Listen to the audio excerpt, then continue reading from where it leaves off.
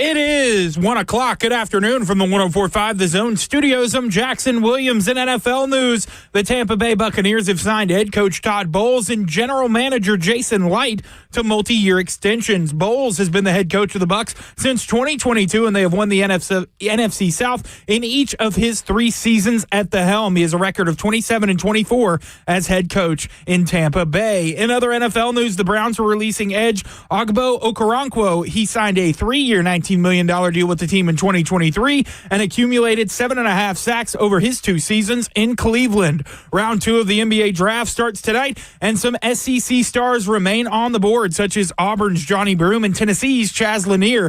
Find out their NBA futures when round 2 begins at 7 p.m. For your foundation repair and waterproofing needs, you need to visit USSTN.com. Breaking news at once on your home for the Titans and Vols. This is 104.5 The Zone.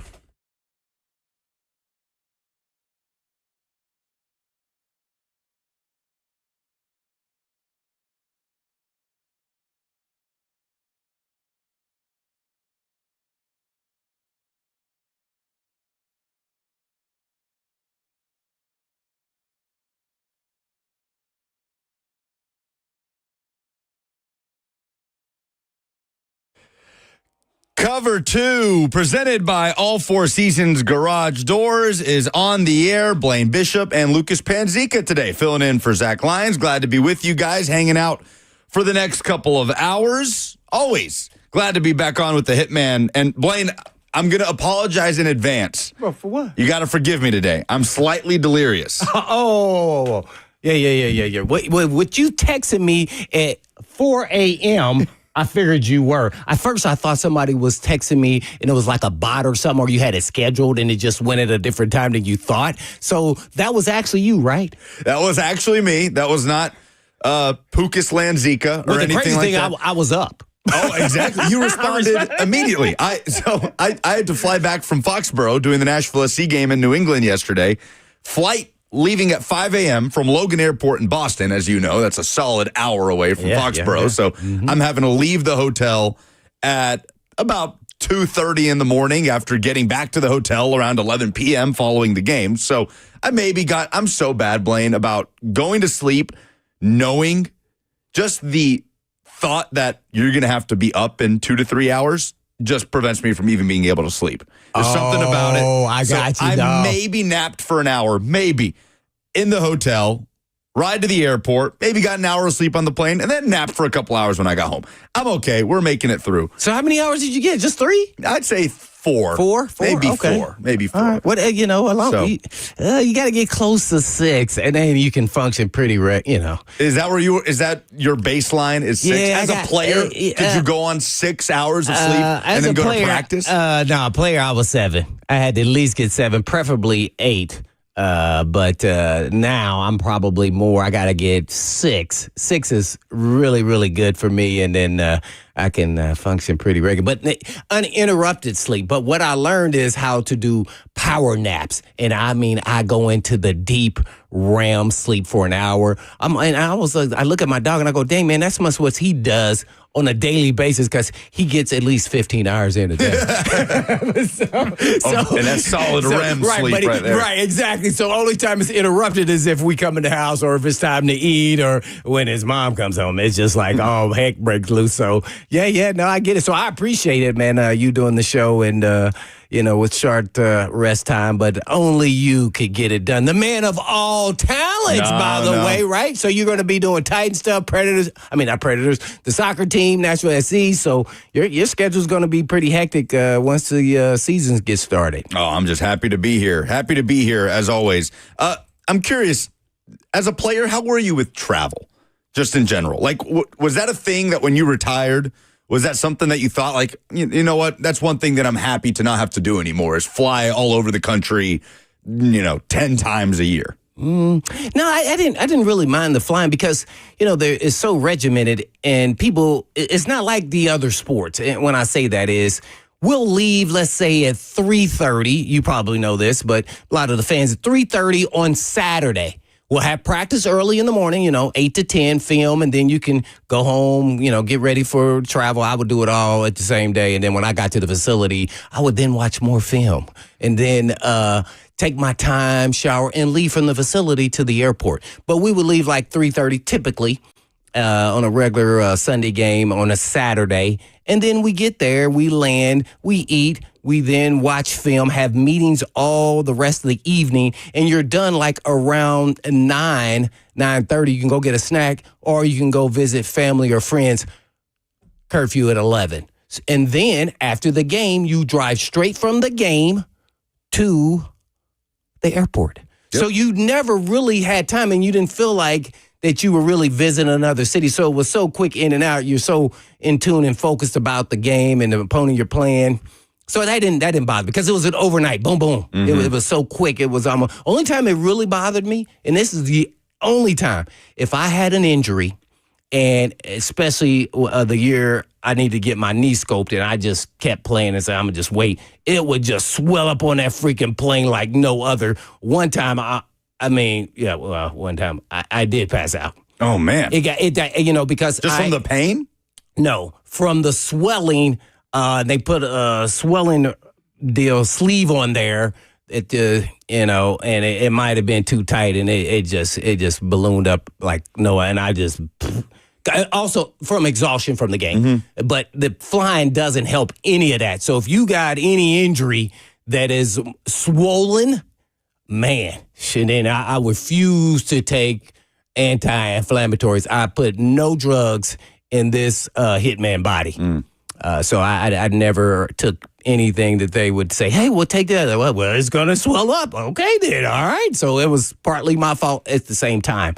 So, so that was the only time I didn't like flying. Cause it would, after games, man, if you had something that was swollen, flying did not help. So the travel aspect didn't bother. Me at all. The stresses of travel usually come with having to get to the airport, Ryan, and maybe you have to check a bag and you got to wait in security. I guess I don't have all of that. Exactly. See, we go right up to the plane. Team travel, it's so structured and easy, and everything's kind of laid out like that. Yeah. Okay. Yeah. You know what I can say? It was a dream come true to finally make it to the league and then get to play on Monday night.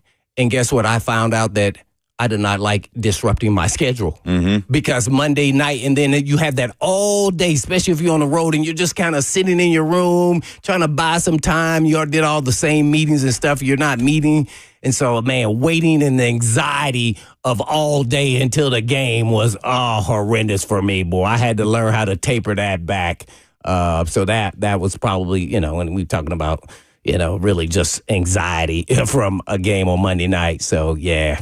Mm-hmm. Yeah, I remember one time for Monday night we played Green Bay, and my back just knotted up all on Monday, so they gave me some painkillers to relax. I slept the entire Monday, and we played that night, the entire day. And then I woke up, it's like, I feel so much better. What do you remember about that game? I got a sack on Brett Favre. Yeah, there you go. That's probably all I can remember. It was in Lambeau. I think we lost. We were actually the Tennessee Oilers at that time. This has been a common discussion, I think it feels like, throughout the day on 104.5 The Zone. I heard Ramon and Will talking about it with Coach Mack. What was that? Was Lambeau a stadium that when you, especially early in your career, just one of those stadiums that you would walk in and just have to take a moment to look around? Or was that not really, I feel like the focus of the Hitman, you weren't really worried about that kind of thing. Was there ever a time where you walked into a venue as a player and just had to take a moment to be like, I can't believe I'm about to play on this field?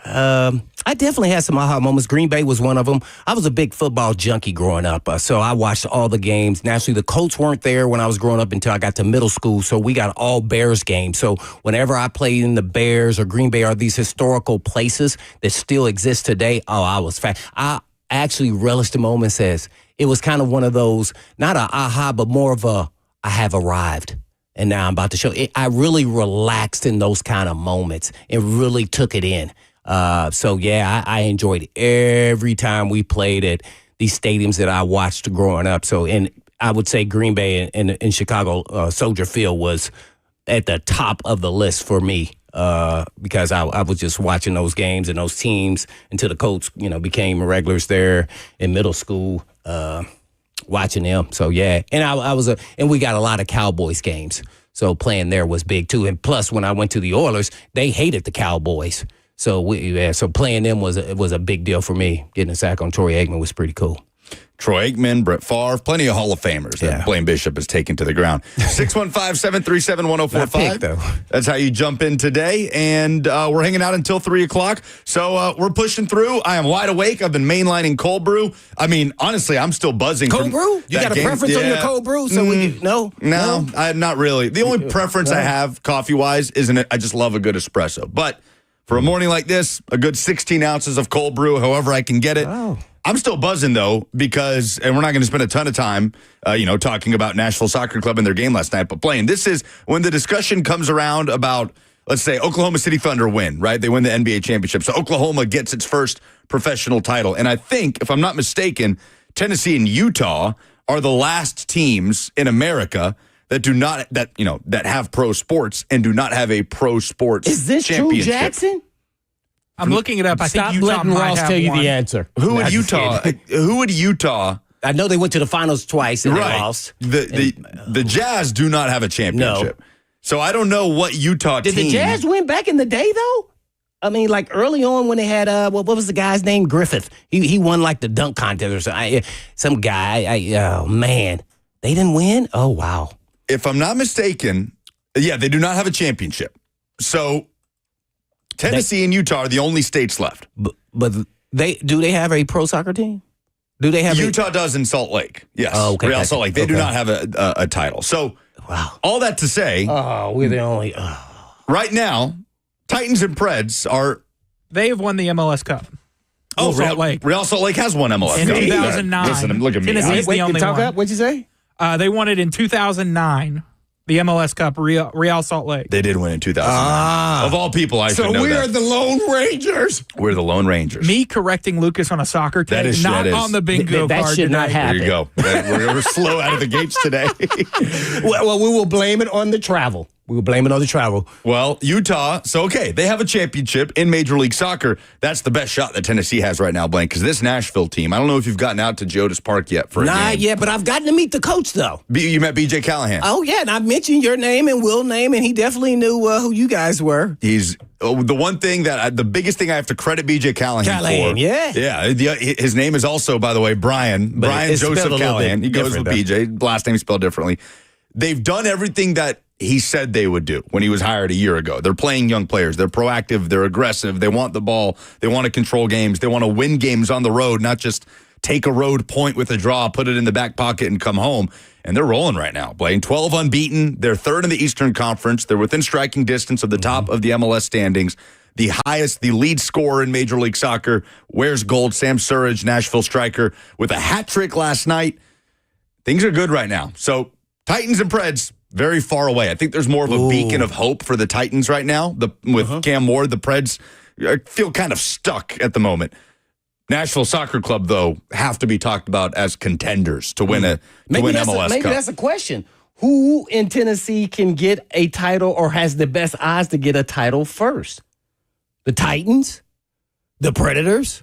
Nashville SC? I mean, what do you think? I mean, Nashville SC are contenders right now. You saying that they have the best shot? In 2025. I mean, they're well ahead of schedule. But you think the masses think they have the best shot? I would say so. I mean, look. So what has been the key to Callahan in turning everything around? The Nashville SC, to getting them to this point? Was this a development of players, or is it just the actual players and his coaching style and how he utilizes the players? Because that was one of the discussions I had with him when he was there at an event with a whole bunch of friends of mine, and he had a really interesting answer there, and he seemed like he was really big on development. Yeah. Oh my goodness. I mean, that was one of the biggest things that he hangs his hat on and talked about when he was hired. Playing young players. They started a 17-year-old at center back last night. And that's something that Nashville hadn't really done when it entered Major League Soccer. They had an older veteran team that had a high floor, and they were a stable team. And Callahan has taken the ceiling up here with player development and just putting players in position to succeed. It helps to have good players. They made a lot of moves in the offseason that have helped them out. But Sam Surridge and Hani Mukhtar were on this team last year. They didn't have the type of numbers that they have this season because of the style of play, the amount of goal-scoring chances that they generate, and having a player like Surridge on the end of those has come to fruition. He's on 15 goals at this point in the season. He's leading the Golden Boot race in Major League Soccer, and they just kind of play with this infectious sort of spirit and belief playing. Like, it just being around that team, there is this feeling that no matter where they go, like, for context, Major League Soccer, it's hard to win on the road. You're traveling a lot, you're going different time zones, like any other sport in the U.S., but there are a lot of teams that will go on a road trip to Colorado or to New England or New York or wherever, and will have that mindset of, yeah, we'd love to win this game, but really let's just get the job done. Let's get a result. Let's get a point. Let's finish with a draw and come home. That's not the case with PJ Callahan and this team. Their mindset is, if we win one game on the road, we take 3 points. That's as good as getting 3 draws. So if we win one game and lose the next 3 on the road, that's the same thing as drawing 3 in a row. And that mentality is just kind of seeped through the whole team. And they're as confident. They're the hottest team in Major League Soccer right now. They're fun to watch. Good to hear, man, because guess what? The Callahan for the Titans, that's what he was trying to do this offseason. Trying to follow suit. Trying to follow suit. So we'll see who can emerge in the college football season coming up in 2025. Few things to talk about. Actual football things to talk about with Andy Staples. Feels like every college football conversation now is dominated by, something in the Senate and approvals for a settlement with the NCAA. Let's talk about football with Andy Staples of On3 Sports coming up next on Cover 2.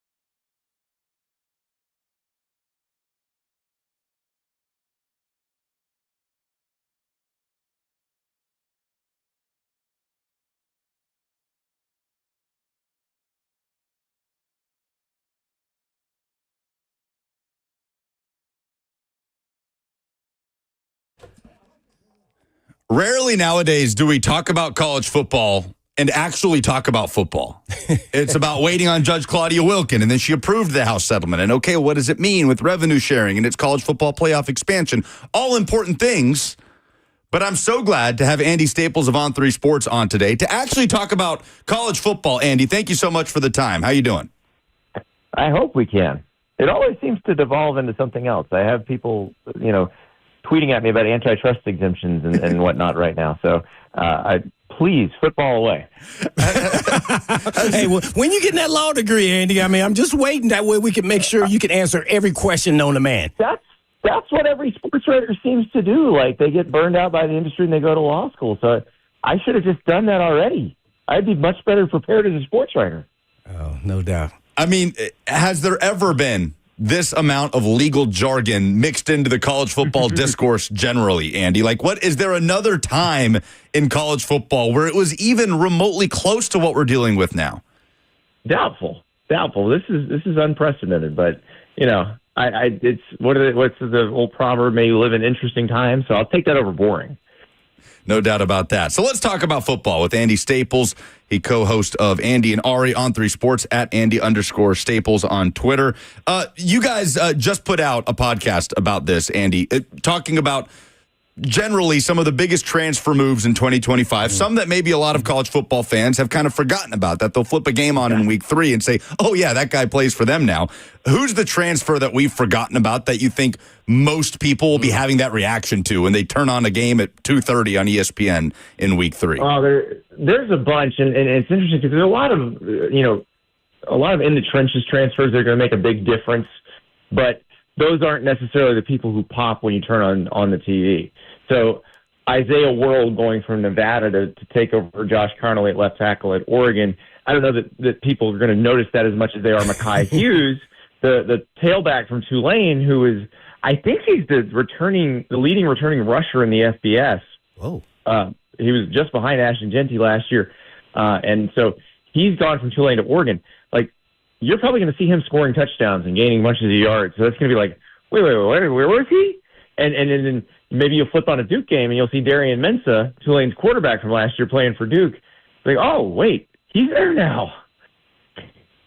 Andy Staples of On3 Sports with us on 104.5 The Zone. Well, we can't talk about, I guess, transfer portals, but how about a quarterback that nobody thinks is any good, but his last name is Manning, and they're trying to, downplay how good he is, and I don't know how good he is. I want to think that he'd be real good, but a little better athlete, and he showed glimpses of that. But what do you think Arch Manning will be? Is he going to live up to the hype, or is he just going to be average at quarterback for Texas?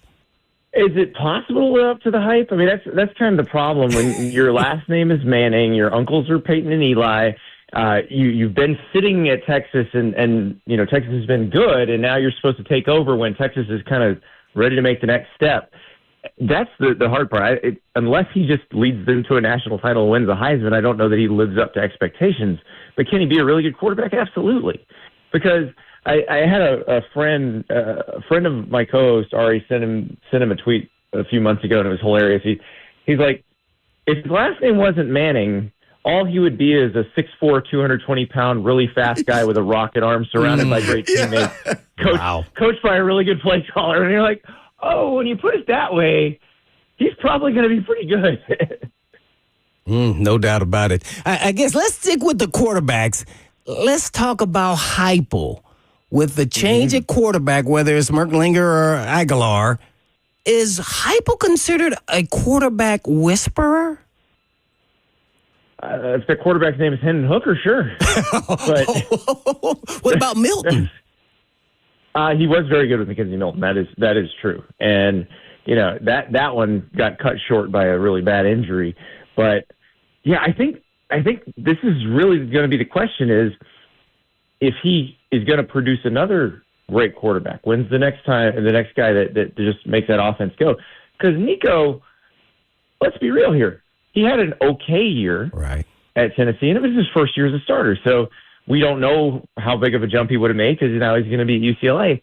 But that's the question for Josh Heupel is, can he get somebody who can play the way Hendon did in that offense? And I think it might just be a matter of selecting the right guys, getting the right fits.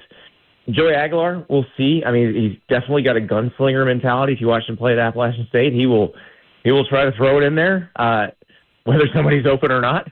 And that's not usually how this offense succeeds. So I think what Hooker did really well is if he didn't see it immediately, he could go get you a couple yards on the ground, but was great at keeping the offense on time, getting the ball out of his hand, knowing where he needed to go with the ball every play. So we'll see with Aguilar, and who knows, maybe it will be one of the younger guys. Maybe it'll be Merklinger or McIntyre by the end of the year. I don't really know, because that's just such a weird situation. I mean, the fact that they had a returning starter on a playoff team and the guy just decides to leave amidst a contract squabble, again, like we were talking about at the beginning, that's not something you're used to in college football. Right. So with that being said, how many teams from the SEC do you project, probably way too early, that'll make the playoffs? Well, so they only got 3 last year. I would think that most years you would expect 4 in this 12-team format, which might only be this year. We don't know what they're going to do for next year, but you would think it'd be 4. And let's go back to last year. If Alabama doesn't lose to Oklahoma, or if Ole Miss doesn't lose to Florida, I think they would have gotten 4 in. I think SMU would have been the odd team out in that situation. So, I think we're looking at Texas. Everybody thinks is going to get in. Georgia, everybody assumes with Kirby Smart, they're always going to be, elite from a talent perspective, and then good enough to make the playoff. And then the question is, who else can join them? I think Alabama is certainly talented enough to do it. LSU went hard in the transfer portal. Florida, if DJ Lagway is as good as we thought. South Carolina, Lenora Sellers is awesome. Ole Miss, I'd say don't sleep on them, because I like Austin Simmons a lot, the quarterback they have coming up. But I just named, what did I just name? 5 teams? 6 teams? Yeah. So they ain't all making it. And I'll give you an example. LSU, Florida play in the SEC opener for both teams in week 3. It's not an elimination game, because obviously they could both go through the rest of their schedule great. But for all intents and purposes, it probably is, because the team that loses that game probably will not go 10-2 in the regular season. So I think it's going to be pretty interesting to see how this shakes out, because there's a lot of teams that expect playoff berths, and like Tennessee coming off a playoff berth, I think the Nico drama probably got their fans to think a little more realistically about this. Like, just because you went last year doesn't mean you're going to go this year. But I think there are going to be a lot of fan bases that expect a playoff team that aren't going to get one, and they're going to be very mad. Like LSU and Florida, I think, are the prime examples where both fan bases are going into the season thinking, all right, we got it now. We got what we need. We got the quarterback. We got the supporting cast. And if they both don't make it, they're going to be really mad at their coaches. Andy Staples from On3 Sports. And Andy, Tennessee is one of those fan bases of a team that's obviously coming off a playoff appearance. You don't mention them in that list of SEC teams to sort of have that expectation this year. And that's fair, right? I say this as a Tennessee alum. Like, what grounds do Tennessee fans have to expect as a baseline a college football playoff appearance in 2025 with the question at quarterback? I've almost thought of 2025 like 2023 for the Vols, Andy, as this sort of gap year where you just want to hold it down for what's coming down the pipe with Faison Brandon, the 5-star quarterback, and that beacon of hope that comes with that, and the continued sort of, that sustained standard in recruiting of top 10, top 15 classes. Is that a fair way to put it? Like, what constitutes a disappointing season for Tennessee this year for you, given how the expectations get recalibrated with Nico out the door?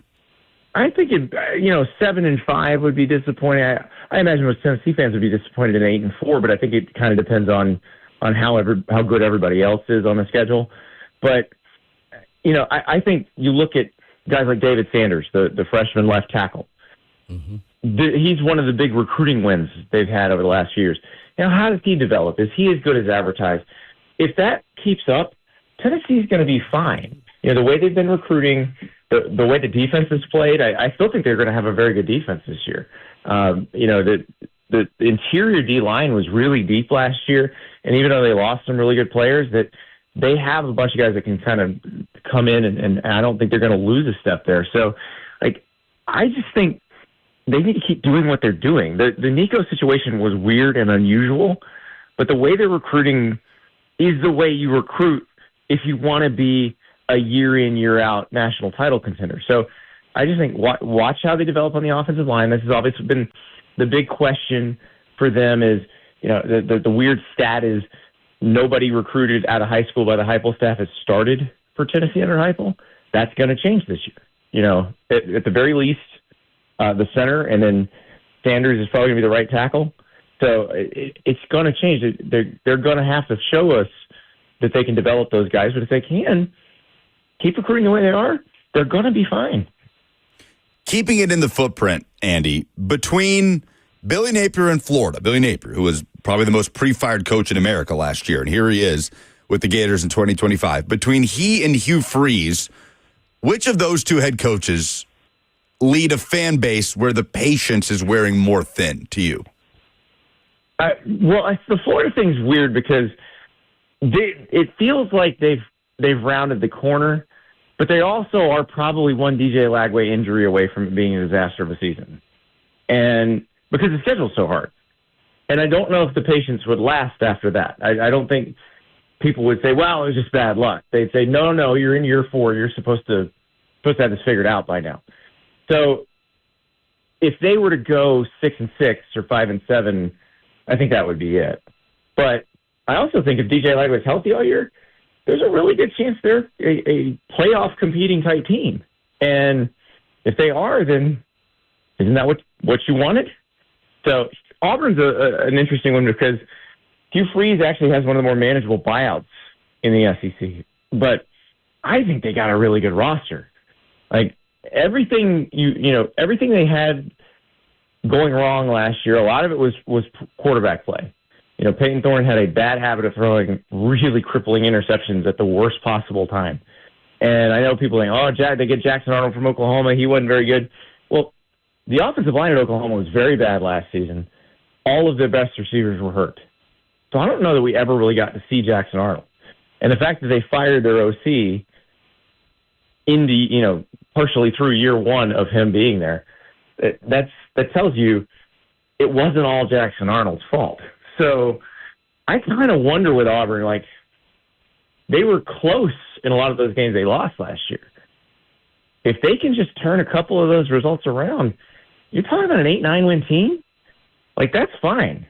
But the Auburn fans don't seem real happy with Hugh Freeze right now. And I think a lot of it has to do with the recruiting for the future. But in this era, I'm not sure how much your recruiting in June actually matters. Because I'll go back to Florida last year. You mentioned Billy Napier being pre-fired. He basically was. And so they couldn't really get anybody out of high school until they said he's coming back for sure. And then when they said that, their collective started putting together some really competitive offers, and they ended up cobbling together a pretty nice high school class for 2025. So if you're freaking out at Auburn because their high school class only has 5 commits right now, well, yeah, because nobody knows what's going to happen with Hugh Freeze. But what if they win 9 games this year? I would imagine that part gets real competitive at the end of the year, too. Andy Staples of On3 Sports with us on Cover 2. Well, Andy, naturally, you're talking about preseason last year. Let's go preseason. Who should be on the Heisman list or watch?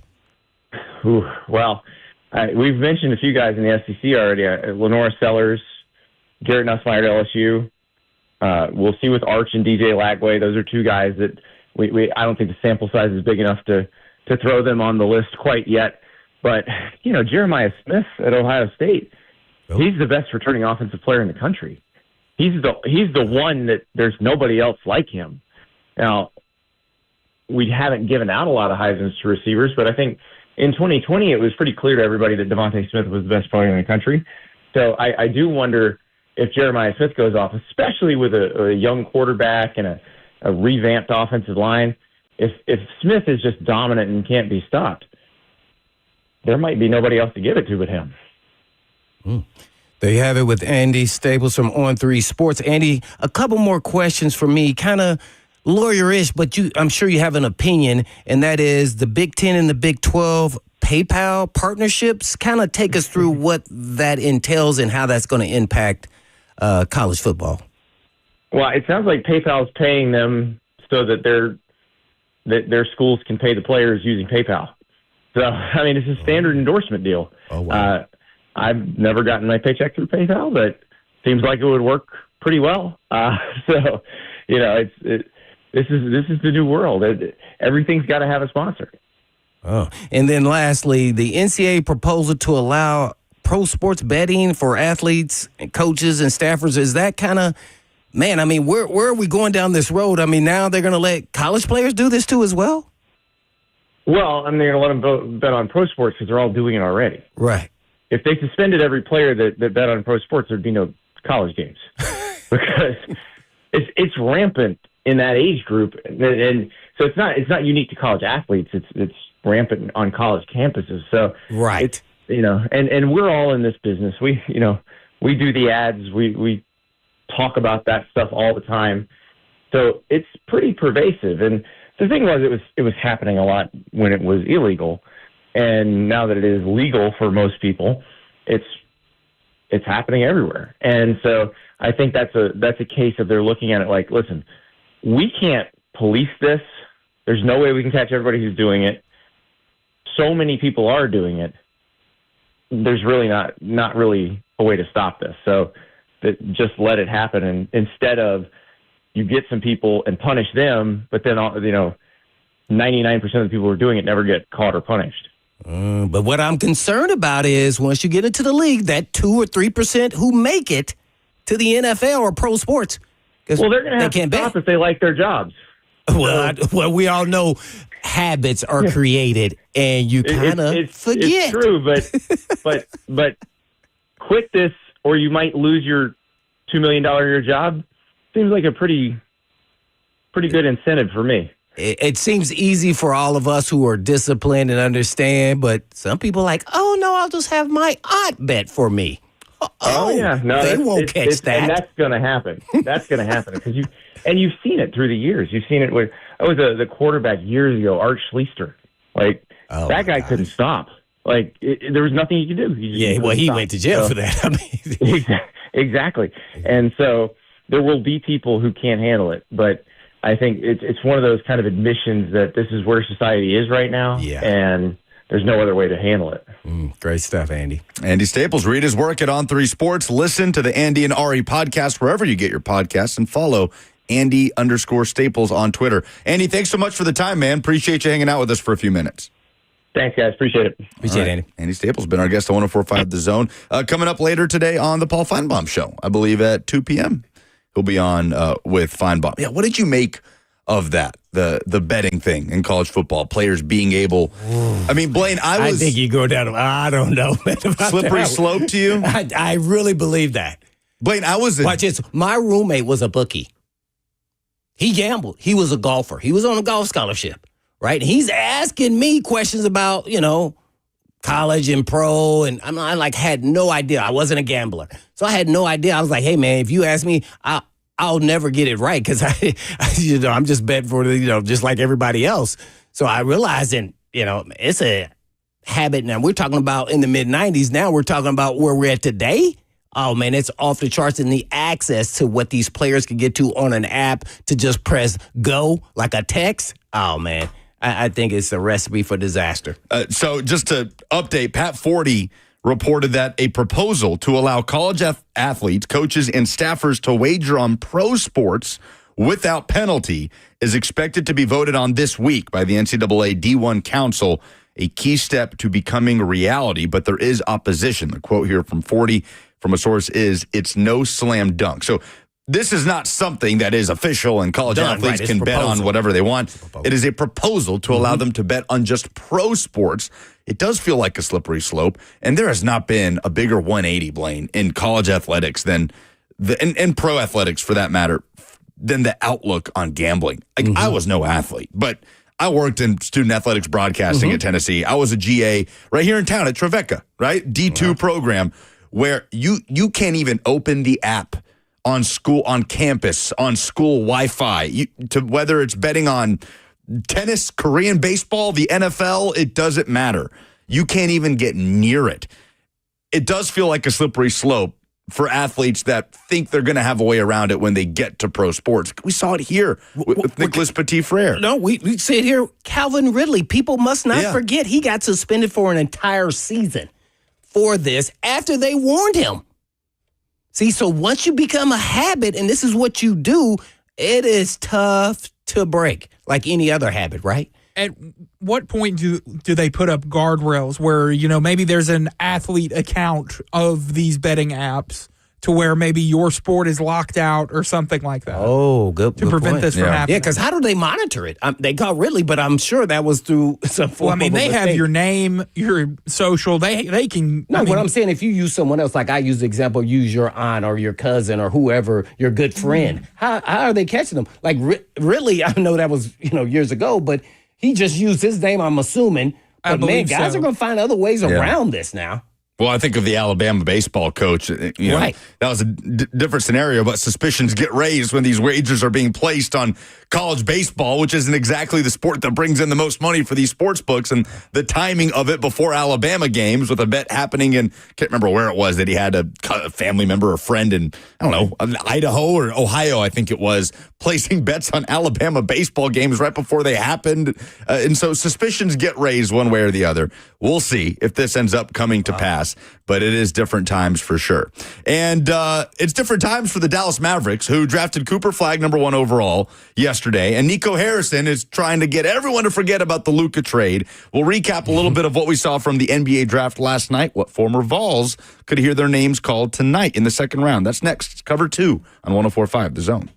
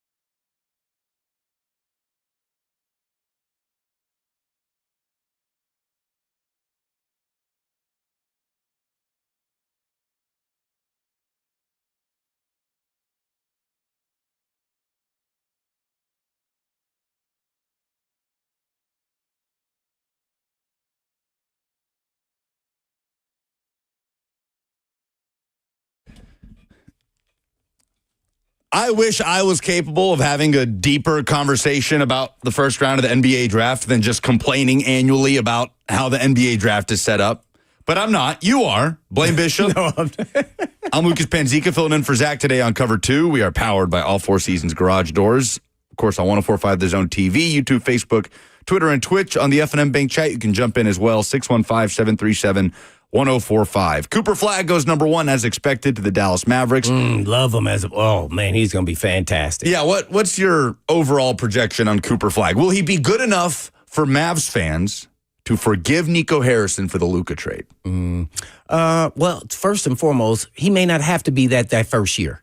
You got Kyrie, you got Davis. It was extended this week. And then you got Klay Thompson. I mean, so they have some pieces there. I don't know how healthy Kyrie will be when he tore his ACL, but as long as he's the second or third best player on the team and eventually be the number one player, I think they will forgive him. I think they'll be very competitive, in the West as far as playoff bidding and see what they can do and how far can they go. So, I love him as a player, though. There's nothing watching him in the tournament, really getting to watch him really close, not being guys watching Duke basketball all the time. But I was impressed with him. And, a lot of people talked about him, especially, guys on the Olympic team, how good he was. When you hear Durant, LeBron, all these guys talking about him, he can handle the rock. He can play D, shot blocker, super athletic. He can shoot. There's nothing he's not really good at. And just imagine with more time now to devote to basketball. Oh, man, I can't believe it. One thing that was prevalent in this year's NBA draft was most of these guys' mothers were the pivotal key, whether they were the athlete, they were the strong disciplinarian, the single-parent home. They were the key cog to a lot of these players' success. For tip the cap to a lot of the moms out there who was carrying the weight for some of these guys. Man, it was whether they were basketball players themselves. I think Flagg's mother was a big-time player there in Maine, leading scorer and everything else. And did you see when they interviewed her and they asked her when it got close when he almost beat her? And she said, no. She interrupted him. Like, he never beat me. I hurt my knee and we never played again.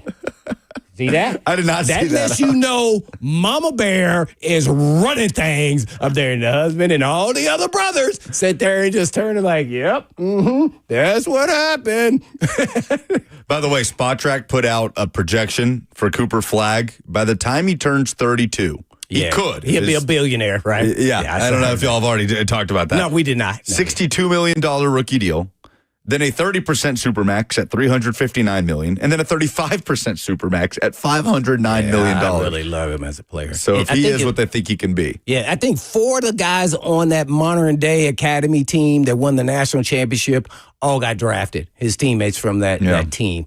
So obviously they were really good players, and he was the cream of the crop. So, man, hats off to Duke, who had 3 guys get drafted there. I think Rutgers, which I don't know, it's an indictment on Rutgers basketball, but they had 2 guys. Didn't even two go guys 500. get drafted and they didn't even make the. I mean, 2 guys. Dylan Harper, number 2 overall, Ron to Harper's San Antonio. son. Yep, and Ace Bailey to the Utah Jazz, who there was some controversy around Ace Bailey's whole pre-draft process. Didn't want to visit with teams. Reportedly, didn't want to go play for the Jazz. Right. We'll see what comes of Ace Bailey's NBA career. He will be an ace, though. You like him? Yeah, I think he's a good player. Man. Yeah, the play on words was just right there. Yeah. But I didn't get to watch any of the coverage. We're on the air at Gillette Stadium, Nashville SC against New England. And so I open it up, and I want to see who the Grizz drafted. And it's every damn year, Blaine. I'm doing a double take here because I'm saying the Memphis Grizzlies drafted another 7-footer after taking Zach Edey. But no, it's Yang Hansen, the Chinese center, who is actually a Portland Trailblazer because of the way the NBA does the draft and the trades. So it always catches me off guard, even though I'm prepared for it. I was stunned, though, how many 7-footers got drafted or 6'11" guys. That was kind of a shocker. What's the guy that used to be the GM? He was up there with Stephen A. Smith. Stephen A. Smith should not be doing the draft. They should just take him off of there. It's everywhere. I mean, but they got to get their money's worth, right? So I turned the channel, but the GM that used to be the GM for the Warriors was up there. He said, I don't know why this is becoming a trend when if you're just a tall, athletic guy who's not a stretch and can shoot. Talking about Bob Myers. Yeah, Bob Myers. That's who it is. And I don't know why that's happening. He said, I have no idea. And he said it multiple times because I think like 4 bigs got drafted, and they're not stretch shooters at all. at any parts of their game. Now, they can become that, but even the guy from Duke, the big, the guy that was from, I don't know what country he was from, but he said he's a shot blocker in the paint type guy. So, so I'm baffled to see how some of these players, how they evolve into the modern era of, the NBA where they're shooting. Everybody's got to be able to shoot threes. Yeah. Well, day 2 is today. A few former Vols that are hoping to hear their names called. Jay Billis had some comments on one Tennessee star that could be drafted later on tonight, plus a discussion, what's a more difficult challenge, to make an NBA roster as a day 2 draft pick or an NFL roster as a day 3 draft pick? We'll talk about it next. It's Cover 2 on 104.5 The Zone.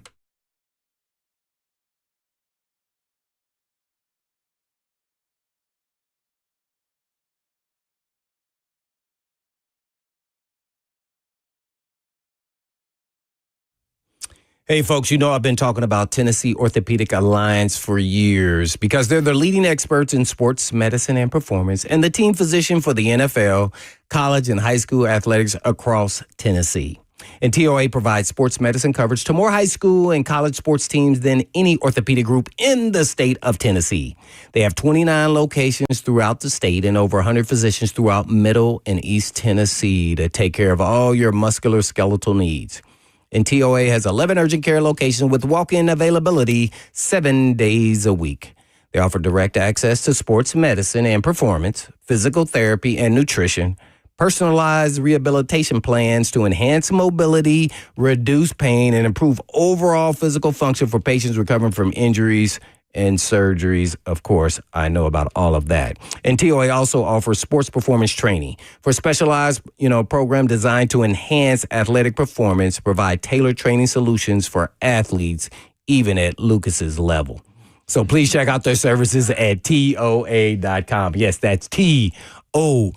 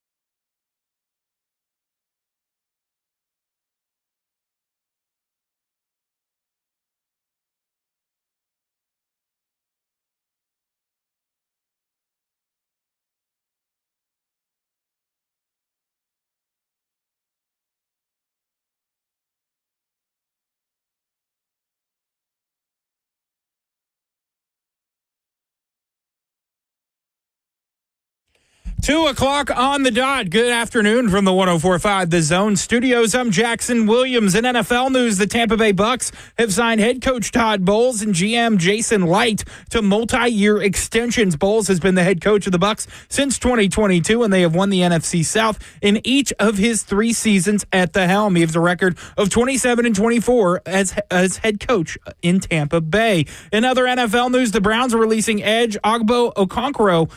He signed a 3-year, $19 million deal with the team in 2023 and accumulated 7.5 sacks over his 2 seasons in Cleveland. Round 2 of the NBA draft starts tonight as some SEC stars remain on the board, such as Auburn's Johnny Broome and Tennessee's Chaz Lanier. Find out their NBA futures when round 2 begins at 7 p.m. tonight. Fire foundation repair and waterproofing needs, visit USSTN.com. Breaking news at once on your home for the Titans and Vols. This is 104.5 The Zone.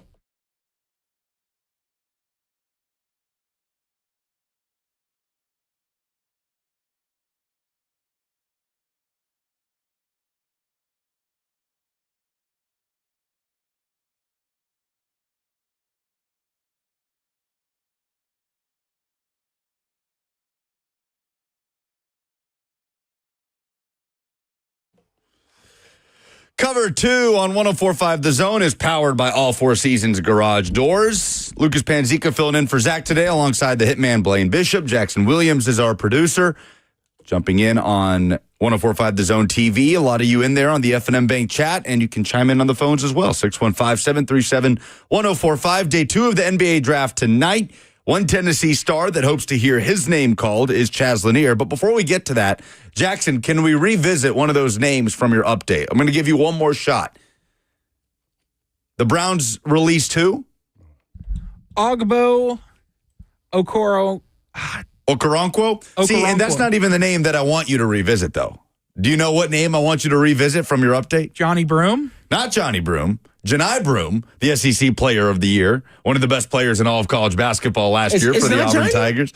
It's spelled Johnny. It is not. It's Johni. I suppose you could look at it as Johnny, but if you watched any second of SEC basketball, a fair mistake there. Okay, you're giving grace by the hitman. Who am I? Who are you to argue with Blaine on this one?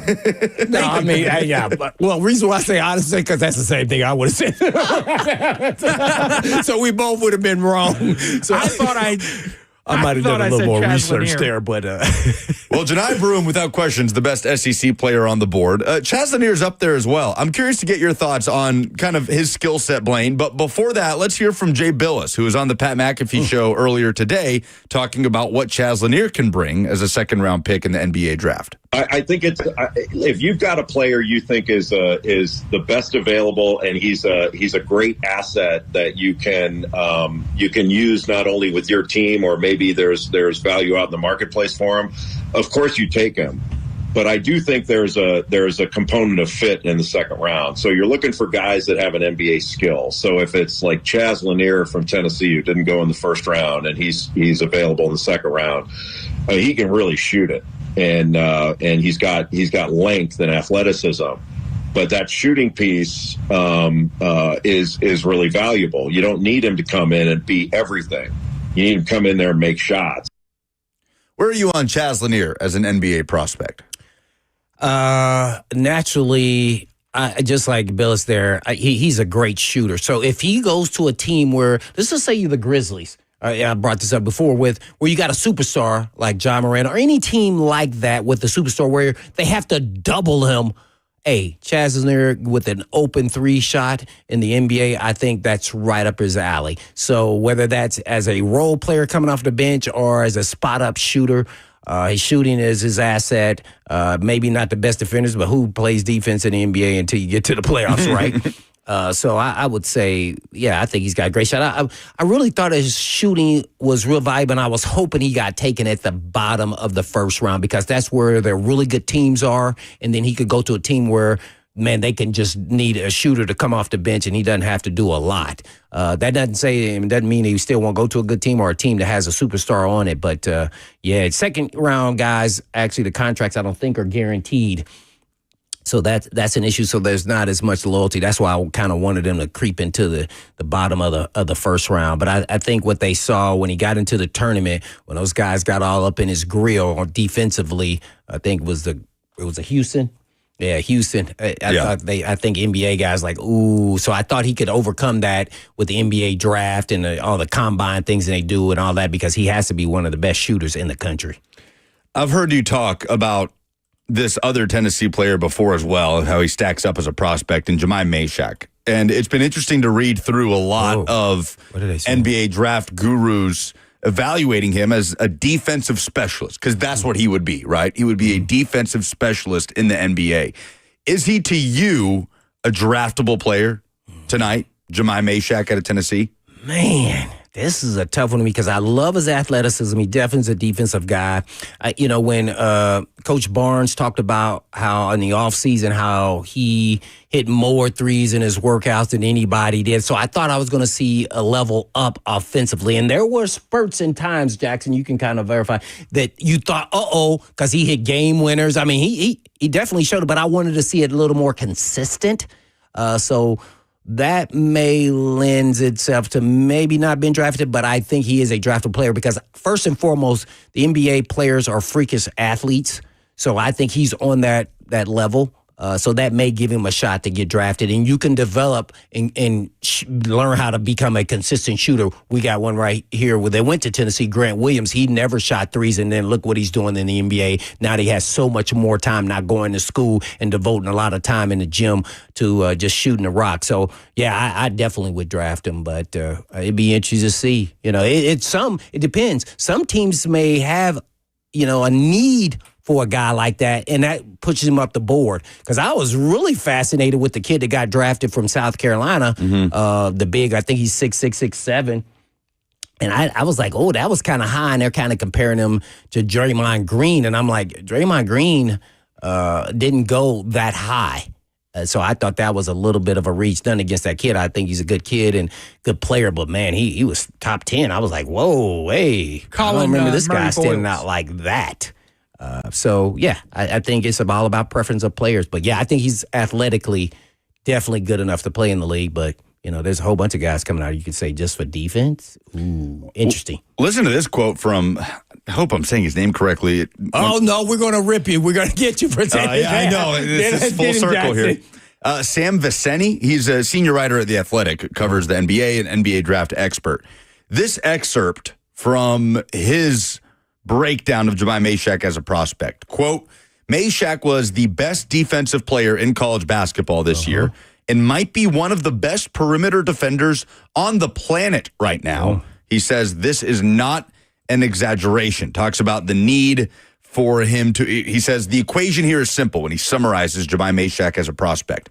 If Meshack can't develop anything in the way of a reasonable jumper, he's going to end up in Europe and will be a winning basketball player there for the next decade. But if he does develop a three-point jump shot, he's almost certainly an NBA rotation player who is useful because of how absurdly good he is on defense. So inevitably, the question centers on what the likelihood is that Meshack can develop a jump shot. He says, I think it's fairly unlikely, but we're into that zone of players where we're probably hitting on a real NBA guy 5% of the time anyway.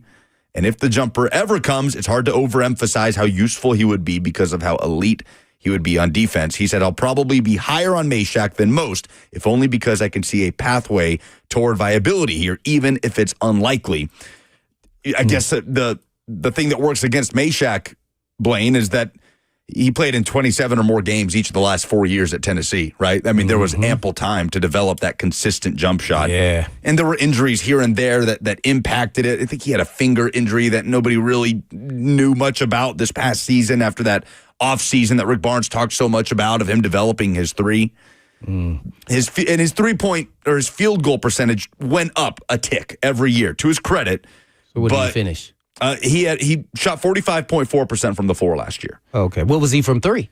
From three, last year he was 35.1%. His career high, 35.9% 2 seasons ago. Not bad, not bad. Okay, what did he do with the guy who got the player of the year in the tournament from Florida who got drafted, Walter Clay? When they played Tennessee, did he guard him? Like, to me, that's the barometer. Like, did you take that guy down? Because he's a scorer. He may not be a point, he may not be a 2, but guess what? He can score and put the ball in the basket, and that's what he brings to the table. I would compare him to previous guys at Tennessee, and he made it, and I think he was somewhat questionable, but he did prove that he could score in college. That was Josh Richardson, who eventually moved from a 3 to a 2 to the point in the NBA, which was surprising, and he had the handles to do it, and he was a defender. And that guy had a $50 million contract. He's still in the NBA now. So I think you got to see the vision. Some teams aren't going to see that kind of vision, but that's what I see him as in the NBA if he makes it. Yeah, Richardson, a defensive specialist. That scoring output just went up and up and up to the point where he was basically carrying that Tennessee team under Donnie Tyndall. And see, that's what you were hoping. Now, he didn't have the window because there were other scores with Connect and, Talking about Meshack, Yeah, so he had barriers, and he was around a better team probably too. I want to see that he should have progressed a little more offensively. What do you think is tougher, and you are especially equipped to talk about this? Do you think the odds are better for an NBA player drafted in the second round to make an impact or for a day 3 NFL prospect? Ooh, oh my. Ooh, I want to say, that's a tough one. I would say a day 3 NFL player. You know why I would say that? Because you were one? Day 3 NFL player. That helped me make that decision because I was torn talking about this. I mean, thinking about it, I think you probably will see more players have an opportunity via injury or whatever than a guy in the second round. NBA, and I'm going to say this about the NBA draft. I really get heartfelt every time there's an NBA draft. It's so hard to get drafted in the NBA. It's only really 2 rounds and 1 round really for guaranteed guys. And then you're also mixing in other countries too at the same time. And there's so many players across the country, so many universities, so many really good players. It's almost like it's not a fair shot to even get drafted. So I don't even know how many guys that went to universities even got drafted. So I think there's some way that should be maybe 2 different drafts. I don't know, man, but wow, I mean, France must be developing players like no other. I mean, these last 2 drafts, they've gotten guys drafted high and doing really well. So obviously they're doing a little bit better job developing fundamental in players and maybe different style than they do over here in the United States. So I don't know. I think we need to start changing some of the ways that we kind of develop NBA players because if not, we're going to fall behind. Basketball Reference states that approximately 66.8% of second-round picks go on to play at least 1 NBA game. 66%? 66.8%. At least 1. What is the NFL day 3? Did you do that? I couldn't find a data point for day 3 picks. I could do some more digging. I bet it's not a lot. I bet it's not high. And the other thing you have as a day 3 pick in the NFL, as I guess you could call it a safety net, is a practice squad player. I can name 3 different defensive backs outside of myself. Jason McCourty, Cortland Finnegan. I sound like that in myself. So, I mean, like, it happens in the NFL, I would say, more routinely, and we're just talking about the Titans now. I don't know if that's a coincidence or not, but that is very, very common. I would say more so than not. If it was you, and I know you were a pretty good basketball player in high school, growing up in Indiana. Yeah. If basketball had been the path for you, and you were presented with, let's say you played for Ball State, standout player at Ball State, and you were hoping to hear your name called in the NBA draft, and you just didn't get there, and you had these 2 options of trying to make it happen in the G League and keep that NBA dream alive, or go play in Europe. Which path do you think you would have chosen? The one that was paying the most. Yeah, fair enough. Probably. So I would have went to Europe, probably. Yeah. I don't know. Go to Europe, man. Go play and go see France and Spain and Italy. Don't be slumming it with the Greensboro Swarm for a decade. That's what I would have done. But I was never in that conversation. But I did play with some guys I thought was gonna, well, at least one guy for sure, and that was Sean Woods. He went to Kentucky. He was Indiana, everything, and then he thought he hit the game winner versus Duke, and then Leitner showed up. So. Yeah, so I played with some guys, know what it looks like, and those guys, and man, those guys are special players. I was nowhere near. I was just an average high school basketball player, but that's why I know what it takes. These guys are ridiculous athletes. They are not human, to be honest. Those guys is playing in the NBA. I think it's the hardest to make, the hardest sport to even consider. If you think you're a basketball player, you better be, if not a really good athlete, you better be super skilled. If not, you're not on the plane of a super duper athlete. You're not going to make it. And you got to look wiry and have this length about you that is just abnormal. Yeah. Jordan DeJani is in the FNM Bank chat, by the way, of CBS Sports. He'll join us tomorrow to talk some NFL headlines. He says, I'm not here for the Greensboro swarm hate. So we'll address some of that tomorrow, maybe. So we'll see if Lanier or Meshack hear their names called. What's the percentage you think one of their names will be called? You guys, I mean, especially you guys go to UT. Be pretty surprised if Chaz Lanier doesn't get drafted, right? Yeah, I'm be stunned, man. But I wouldn't be shocked. I think he's a mid-second round pick. Okay. Probably in the 13 to 18 range. Which would be like 45? Yeah, ish. Yeah. Yeah, well, I think I'm with that. I think I'll be slightly surprised if Meshack gets drafted. So we'll see. Well, my Meshack can make a hell of a career for himself in Turkey or something. Oh, yeah. We'll see. 615-737-1045 is how you jump in. Coming up next, we'll get to your phone calls and Deontay Johnson, Cleveland Browns wide receiver, saying some crazy stuff on a podcast. We'll get to that next.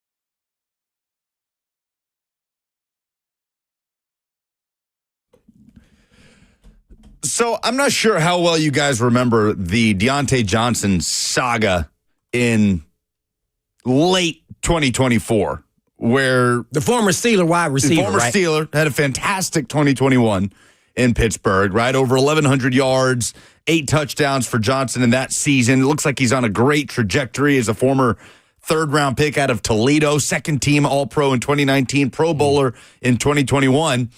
And he...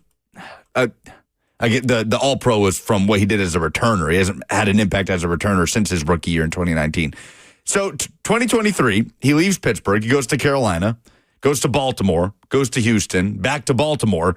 And everyone remembers his stint in Baltimore, the first one, where he was suspended from the Ravens for 1 game due to conduct detrimental to the team. The suspension caused by him refusing to enter the Ravens' Week 13 matchup against the Eagles, which the Ravens lost 24-19. He was waived 2 weeks later, claimed by the Texans on December 23rd, waived January 14th, and then claimed again by the Ravens as they brought him back in a bid to try to get a compensatory pick out of the whole situation.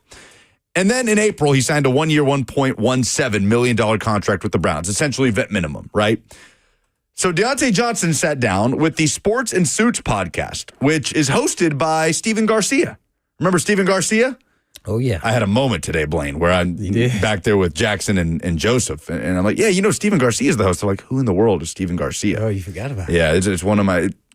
I'm 29 years old, so I'm not going to act like I'm walking around with a walker. But I mean, I am starting to have those moments where it's like, oh God, you guys don't remember Steven Garcia? Yeah, that's what Jackson does. He makes fun of me behind the glass all the time. Former South Carolina quarterback. Nothing. No, you got no memory back there of Steven Garcia. That Alabama game in 2010. No. Johnny Manziel is like the first college football quarterback, like Heisman winner I remember. Okay. Well, I know Tebow won it. Okay, good. I'm glad you know Tebow. And He wasn't the same guy. I may get him confused. I know who he is, but he wasn't the same guy that was actually going to be a coach and then decided that he was going to play. He had 1 more year left. That wasn't him. He played the whole entire time. Oh, yeah. They had that. It was was the that GA. guy? They had a GA. Yeah. That wasn't ended up Garcia, having though. to. No, Garcia's further played, back, right? Yeah, he played the whole way. He was a good number player 15. Yeah, for Steve Spurrier. That win over Alabama, number 1 Alabama in 2010. That South Carolina team won the SEC East to get trounced by Cam Newton's Auburn in the SEC championship game. But I digress. So Deontay Johnson hops on this podcast with Steven Garcia, and he talks about that experience with the Ravens on why he refused to enter that game against Philadelphia. So Carolina, and then I went to Baltimore. Baltimore, that was a tough situation for me. Like I love the players and stuff. Like I love the organization, but it just wasn't for me. Like just going in, like I checked out mentally when I and got that's there. yeah. I just like felt like I it's a mental game. I wasn't getting used, like, you know what I'm saying? And I wouldn't say like used as being selfish, like just feeling a part of a team. Yeah. I just checked out, and then that one game I told him I wasn't going in. Do you want to talk about that? We can. That's a pretty wild story. It's kind of funny. I wasn't getting into like no run plays, no like passing plays, no nothing. Wasn't it cold as shit? You said? Yeah, it was cold. So I'm on the sideline, just standing there, 41 degrees, just going to the heater back and forth, like just waiting to hear my name called. Yeah. So fourth, like end of third, going into the fourth or whatever. They're like, "Tay, we need you." I'm like, nah, I don't think it's to me. I don't think it's a good idea for me, like, because like I was thinking about like my legs. I don't want to go out there and put bad stuff on film. Right.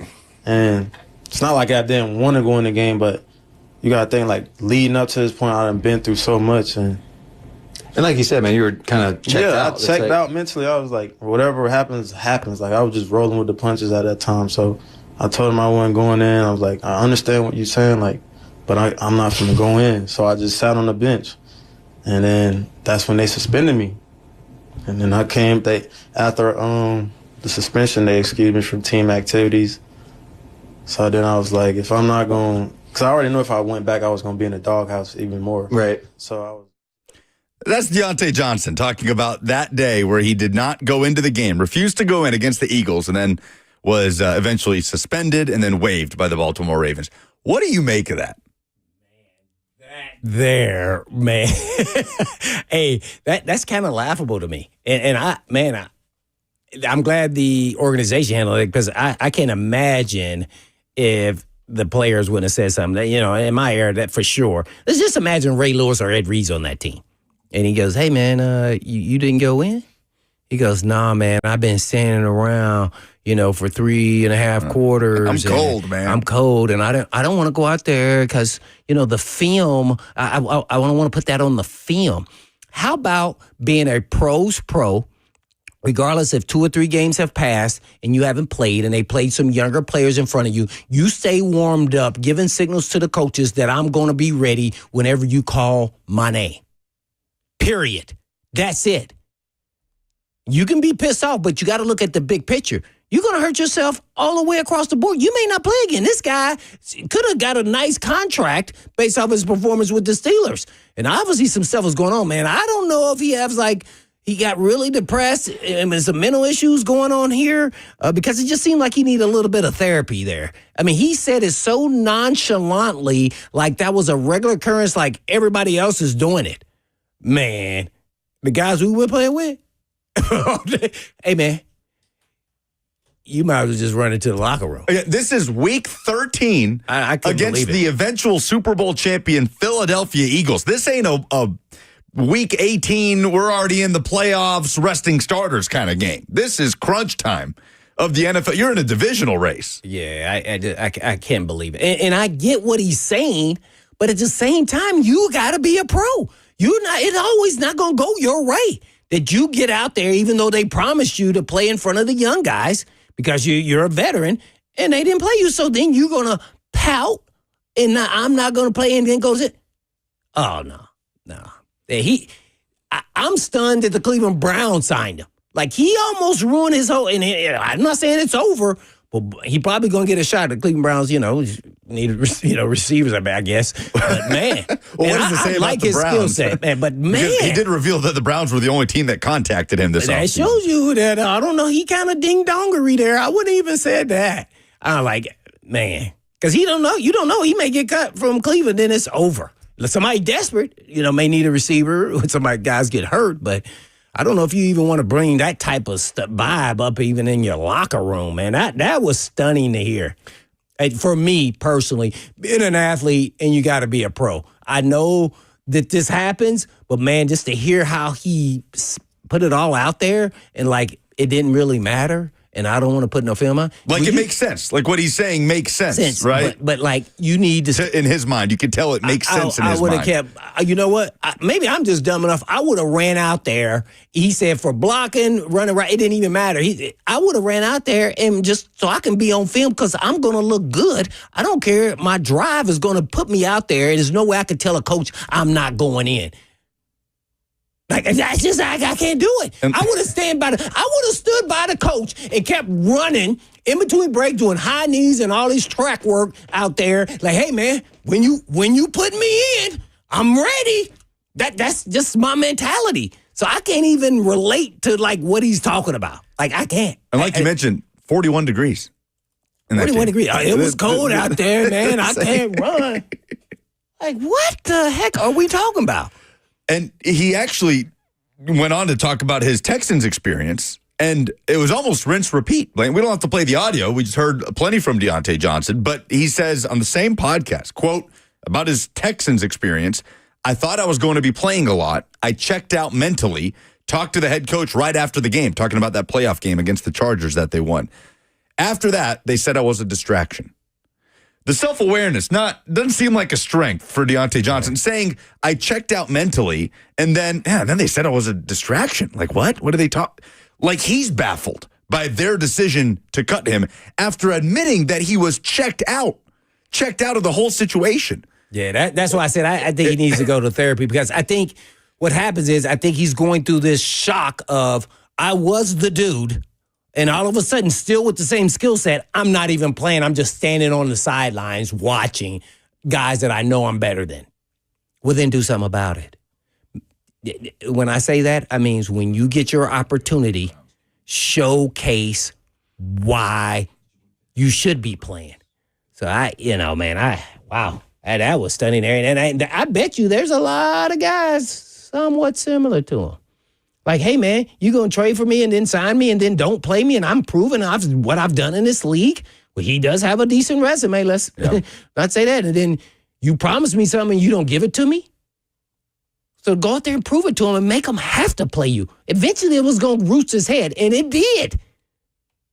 Well, that made waves for obvious reasons, but it wasn't even the most interesting thing that Deontay Johnson said during that podcast with Steven Garcia. But before I tell you that, let me remind you that the Zone is bringing back the Split Happens Bowling Bash, and that's tonight at King's Dining and Entertainment in Cool Springs. We'll be hanging out, 3HL broadcasting live from 3 to 6, and then we'll be there until 8. It'll be a great night. Bowling, food, drinks, prizes, and more. And there will be plenty of opportunities to help benefit Home Street Home, which is just a phenomenal organization. Steven and his entire team just do incredible work for the unhoused community here in Middle Tennessee. And admission is free. All you got to do is RSVP. Go to 1045thezone.com if you want to see Robert Walsh get his butt kicked by his girlfriend Cheyenne on the bowling lanes. He's been very chesty today about getting one over on Cheyenne. They've been bowling a lot lately, so I look forward to seeing her get it done tonight. So Deontay Johnson is a member of the Cleveland Browns, and the Cleveland Browns have the most fascinating quarterback room in the NFL, right? I mean, it's just Joe Flacco, Shedeur Sanders, Kenny Pickett, Dylan Gabriel. And Johnson was asked by Steven Garcia on this podcast who he thinks is the favorite to win the starting quarterback job. Who looked I've been seeing Kenny going like right now with the ones, and then Joe would come in. I think they're probably going to roll with him just like to see, like, just coming off the season he was with Philly. Right. And having the Super Bowl. So I think they're going to stick with him through preseason. And then, they can live with what Joe brings to the table. Yeah. Is Kenny still wearing gloves? You know it. He's not going to take them off. Are his hands that small? Yeah. Kenny Pickett's never going to get over the small hands thing, right? No. Where his own receivers on a podcast. I mean, like, come on, his hands that small? Right. Yeah, they are. They're that small. So, I mean, man. Like, come on, man. That's all unnecessary. Kenny Pickett's the starter. He said Kenny Pickett's the favorite to be the starter. Yeah, favorite, yeah. So that was kind of interesting. So then what are they? They're going to keep 4 quarterbacks, you think? There's no way they're going to do anything with the 2 young guys. You think so? Somebody's got to go. One of them. Somebody's got to go, right? I mean, Shedeur Sanders, the biggest wave he's made is a couple of speeding tickets for going 101 and a 65 or whatever in his truck. That's the biggest waves he's made. Do we know if he's getting any reps with the ones or not? Deontay Johnson later in that podcast said he hadn't gotten any reps with Shedeur Sanders. So it sounds like the answer has been no. Okay. Joe Flacco, I think, has been kind of the presumed favorite unless a Dylan Gabriel or Shedeur Sanders really shows something. Feels like Kenny Pickett has almost been the odd man out just by way of the discussion about it, because we're naturally talking more about Shedeur Sanders and Dylan Gabriel, who were just drafted into that situation. But here's a Browns receiver saying that Kenny Pickett's the favorite to win the starting job. It's fascinating to me, Blaine, because we just generally don't see starting quarterback competitions anymore in the NFL. So to have one with 4 horses in the race is I don't remember the last time that we had a situation like that. I mean, is that something that you've kind of noticed since your playing days? Less and less are the days where we have legitimate battles for a starting quarterback job. I feel like those jobs are handed over. The keys are handed over more often than there's a battle to be fought for the starting job in training camp. That's an interesting point you bring up. I think it's all because of what has transpired. Once you draft a quarterback, that you got to develop him immediately, and the way to develop him is to play him right away. And sometimes that's good, sometimes that's bad, depending on what's your team and what you have around him to help him succeed there at quarterback. So yeah, I would agree with that. Yeah, I think they put him out there more so than not, and really not learning for a vet. After they then hence make a mistake, and then you can learn from them after 3 or 4 games and see what you're looking for and how to go operate in an actual game. So, yeah, I think that's the case. So I haven't ever seen a 4 quarterback race, ever at any point in time. Maybe 1 and 2 or a quarterback controversy after one guy plays bad for, let's say, 3 games in a row, no matter who you are. And then they play the backup and, he looked good for that game, and so he can be the starter. And then he's not. So you realize that you need to go back to the guy. So this one's going to be something to watch. Man, wonder if they trade Shedeur Sanders. What if they get more value after preseason than a 5th-round pick? Would you trade him? Who can you get more value for right now, Shedeur Sanders or Dylan Gabriel? Like, that would have been a crazy question a month, 2 months ago, before the draft. But I don't know what the answer to that question is right now. I don't either, because you hear so much conflicting reports out of Cleveland, who's doing what and who's doing really well. I mean, I'm hearing reports now, Dylan Gabriel's doing really good. Okay, well, where's Shedeur? Oh, he didn't get any reps. It feels like Shedeur's bottom of the pecking order. Yeah, Yeah, so it's like, he didn't get any reps. What do you mean? Like, no, he didn't do any reps today. Like, whoa. So we're going to have to wait and see what happens here, but I'm interested to see what Cleveland, especially with their history, is going to do at this quarterback situation, man. Because it's going to be one to watch. I don't know. Do you think Dylan Gabriel coming out of college was better than Shedeur? I think Dylan Gabriel was a better college quarterback than Shedeur Sanders. Okay. Yes. Shedeur Sanders, I thought, and everybody thought, was a better pro prospect than Dylan Gabriel. But the NFL didn't think that. Mm-hmm. And it was fascinating, and we'll see how that plays out in the preseason. There won't be a team that I pay attention to more, other than the Titans, in the preseason than the Cleveland Browns. That's for damn sure. But speaking of the AFC North, there is some news about Justin Tucker. The NFL has come to a resolution about the Ravens kicker, former Ravens kicker, that is embroiled in some off-field sexual misconduct allegations. We'll talk about that, plus a top 10 list of quarterbacks put out by Nate Tice of Yahoo Sports with some interesting placements on there. We'll do that as we wrap up the show next. Cover 2 on 104.5 The Zone.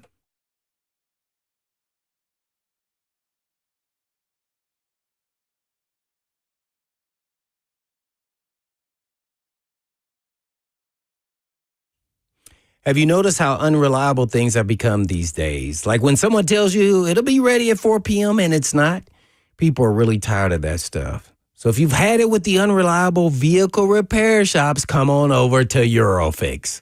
Eurofix turns unreliable into reliable, and Eurofix has your vehicle ready when it's really ready, so you don't have to stand around waiting all freaking day. And Eurofix repairs all European cars with quality that beats the dealer and without the dealer pricing. And that's because dealer repair shops are designed to pay virtually all of the dealership's overhead, and that's a lot of moolah.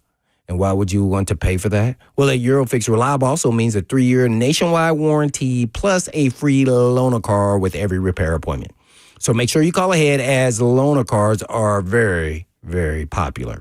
So if you're tired of the unreliable repair shops, come on over to Reliable, and that would be Eurofix, family-owned for 26 years. And all you have to do is just give them a call at 844-EUROFIX. That's right, 844-EUROFIX, or you can visit them online at myeurofix.com. That's myeurofix.com. But I always tell them, Blaine says, yeah.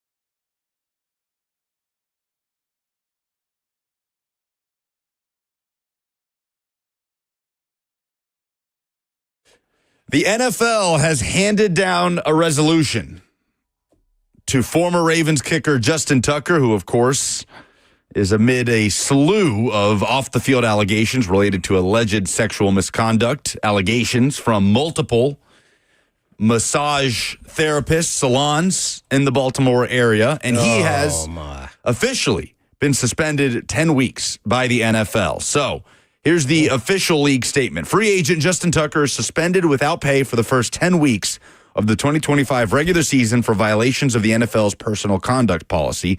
Tucker's suspension takes effect on roster cutdown day, which is August 26th. He will be eligible for reinstatement on Tuesday, November 11th. As with any free agent, Tucker may serve his suspension while not being under contract with the club.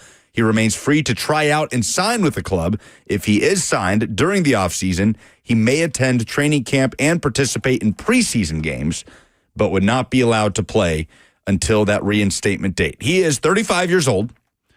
He will be 36 in late November, and the off-field stuff obviously weighs heavily around Justin Tucker at the moment, and he's also coming off the worst season of his career in Baltimore, who parted ways with him after the season.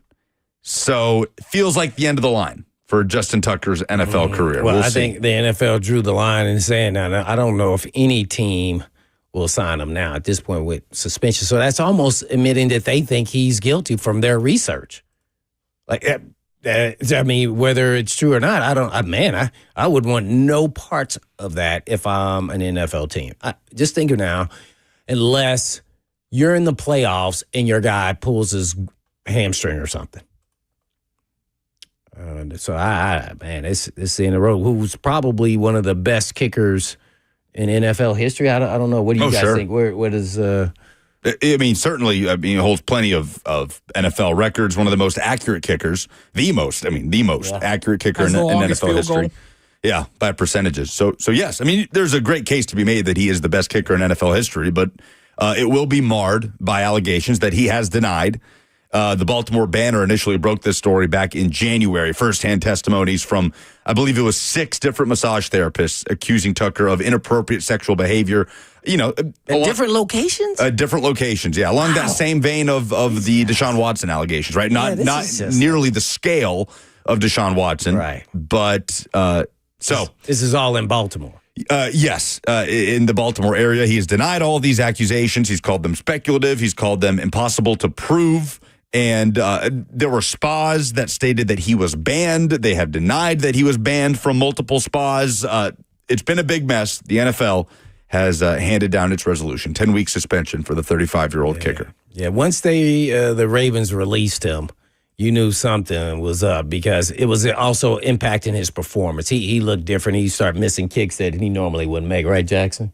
He was also hurt for part of the year last year, wasn't he? Oh, was he? Yeah, took a big dip last season. So the Ravens could have released him for football reasons, right? For end of the line, starting to show signs, and the off-field stuff just accelerated the process. So that is that on Justin Tucker for 2025. Meanwhile, it's the offseason. Look, it's June 26th. So we do things like this. Top 10 quarterbacks in the NFL. Nate Tice of Yahoo Sports has put out his list of top 10 QBs. I'm just curious, Blaine, which of these you take the most issue with. So he ranks Pat Mahomes number 1, Josh Allen, the reigning MVP, number 2, Lamar Jackson 3, Joe Burrow 4. That's his top 4. Then he gets into Justin Herbert at number 5, Matt Stafford at 6, Jordan Love at 7, followed by Dak Prescott, Trevor Lawrence, and C.J. Stroud, rounding out the top 10. Anything that comes to mind for you? A surprise inclusion, a surprise on a quarterback being ranked higher than he should in Nate Tice's top 10 QBs in the NFL? Well, you go first because I'm trying to gather my thoughts here. We got Mahomes, Allen, Burrow. Jackson and then Burrow. Jackson 3, Burrow 4. You said Herbert? Herbert 5. What, did we hear Hurts? We did not hear Jalen Hurts. Oh, okay. I would object to Jalen Hurts not being on this list. You said Trevor Lawrence? And I said Trevor Lawrence at 9. Oh. But I didn't hear Brock Purdy.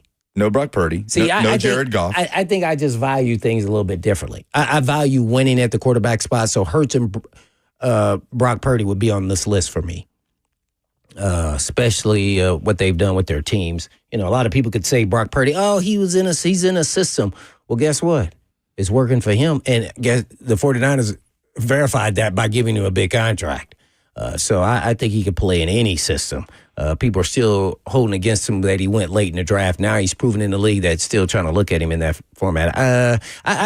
I don't think Trevor Lawrence is a top. Based off of being the number one pick, he's never lived up to that billing, and I would just say he's an average NFL starter. So to say that he's in a top 10, I don't know if this is based off of their contracts, because I feel like that's what it's just a ranking. It's just how he ranks the top 10 quarterbacks. I don't see it.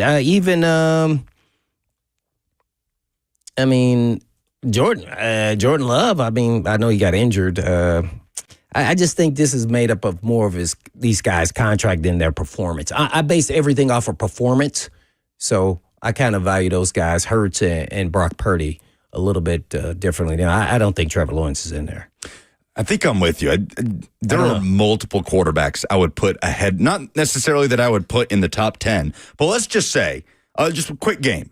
I'll throw some quarterbacks at you. You tell me, would you rather have this player at this stage of his career, the stage that he's currently in, or Trevor Lawrence? 2025 Trevor Lawrence or 2025 Jaden Daniels? Who would you Jackson, rather have? you part of this? You going to play this game? Yeah. Let's go. Daniels or Lawrence? Who would you rather have as your starting quarterback? Daniel Jones? Jaden Daniels. Oh, Jaden Daniels. Oh, I'm going Jaden Daniels. Jaden. Jared Goff or Trevor Lawrence? Who would you rather have? Goff. Baker Mayfield or Trevor Lawrence? Baker Mayfield. I'm going Trevor. Going Trevor. Geno Smith or Trevor Lawrence? I'm going Geno Smith. I'll stick with Trevor. Kyler Murray or Trevor Lawrence? Ooh.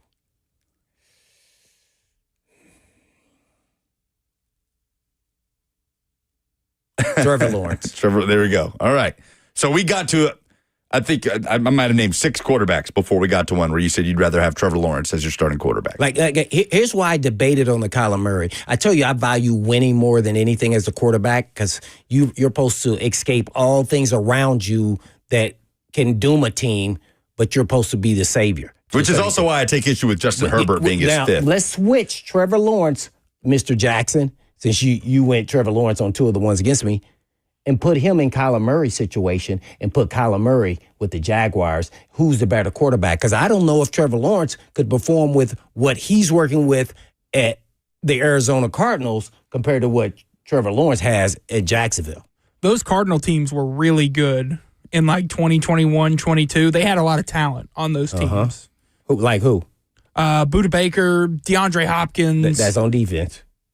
Well, a good defense helps your quarterback. Well, it does help, but I mean, but his weapons is really based off of his numbers and how. And I bet you, if we look, if I'm just guessing, Kyler Murray's numbers were better than Trevor Lawrence. I'm just guessing. I'd say yes, especially due to injury. I mean, Trevor, how much of the season he missed? The shoulder, the concussion, the hit from Azeez Al-Shaair. Did Kyler Murray miss? He tore his ACL, or was that at the end of a season, at the beginning? Murray played in all 17 games last year. He missed about half the season in 2023. Yeah. Got hurt late 2022 and missed about half of 2023. I don't know what it is, but I love Trevor Lawrence in college. I loved him. And he's gotten in the pros, and I feel like he's peaked. And I don't feel like he's going to get better. Now, you could say change of coaching, offensive coordinators and all this, but at the same time, when he gets out there, he looks more robotic. He gets injured. I just feel like he's reached his ceiling. When I watch Kyler Murray, I go, man, I get excited. Now, you may get some ups and downs, but boy, he's a fighter. And I think that's why I picked Baker Mayfield, too. They counted him out. He went to the Tampa Bay, and now he has risen, and he is much more consistent. And I believe I can win more games with him than with Trevor Lawrence. It's about winning. It's about performance, not about where you win in the draft or what your contract is. Speaking of Herbert Baker, is kind of Herbert here. Actually, he's kind of a little overrated to me too. No playoff wins. We'll see if that changes with Harbaugh there. I know this 1 year, but let's see if he can now get over the hump.